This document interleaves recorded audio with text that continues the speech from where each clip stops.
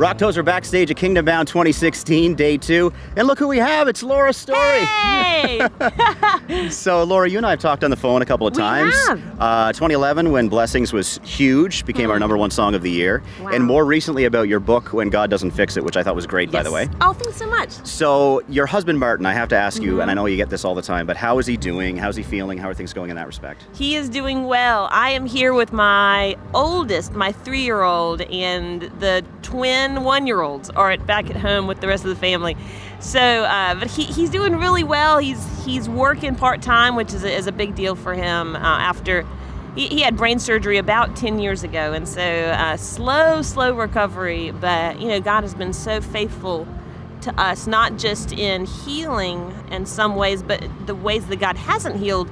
He's just brought people around us to help, and has been teaching us a lot about how to still have joy in the midst of maybe the circumstances you didn't choose for yourself. Yeah. I notice in addition to leading worship, obviously the worship tent, you're sharing your story, I'm assuming, as well, because you're down for like a speaking time. Are you going to be just giving your testimony? That's what I noticed, yeah. You're noticing that too?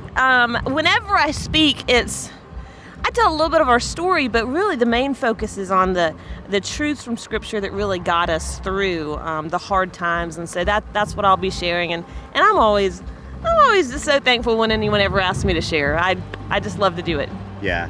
What kind of reader feedback have you been getting in regards to the book specifically? Is it sort of what you were expecting, getting a lot of other people's stories and that kind of thing? We have been blown away with the feedback we've got. It's been overwhelming. The book it's been received really well, and I think that has a whole lot less to do with my writing ability as much as it does just that people can resonate. A lot of people are walking through things that they never imagined they'd be walking through, and trying to figure out, what role does my faith play in this? How do I continue to live out, my faith, and to be the person God's called me to be in the midst of maybe a circumstance that is so broken or more broken than I imagined. And so the book is really resonating with people. And honestly, anytime we get to share, it's an opportunity for us to process our story a little bit more as well. Right, sure. It's been 3 years since God of Every Story. You had the Christmas record last year. Yes. But when can we expect, I'm nudging you a little bit here, when can we expect, maybe in 2017, a new record from Laura Story? Actually this fall, October, good. November-ish. Oh, I didn't know that, okay. I'm finishing it up.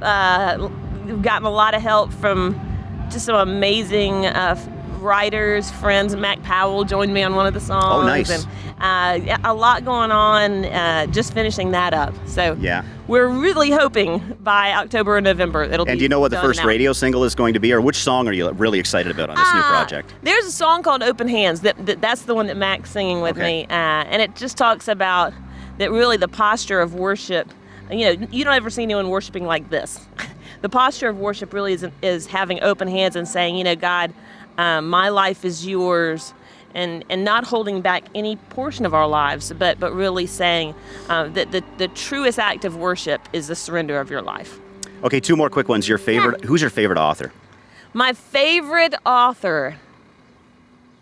Oh man, that's a really tough question. I read a good bit. I just finished a book called The Worship Architect by Dr. Constance CHRI. She's out of a school in Indiana, and that's been really influential to me right now. And another book I just finished, Eugene Peterson. It's called Eat This Book, and it just talks about the importance. Nice. I know it's kind of a funny title, but it's talking about the importance of Scripture and incorporating it in worship services. I serve full time at a church called Perimeter Church. I've been there about 11 years, and so I'm always reading a lot of worship resources. And yeah, I think those right now are my 2. Actually, could I say one more? Of course. Tim Keller has a new book about the Psalms. It's more of a devotional book, but it's real short devotions for each morning, and really like that a lot as well. Well, Laura, you have a great spirit about you. I always love talking with you on the phone, so thanks so much for taking some time. Oh, anytime.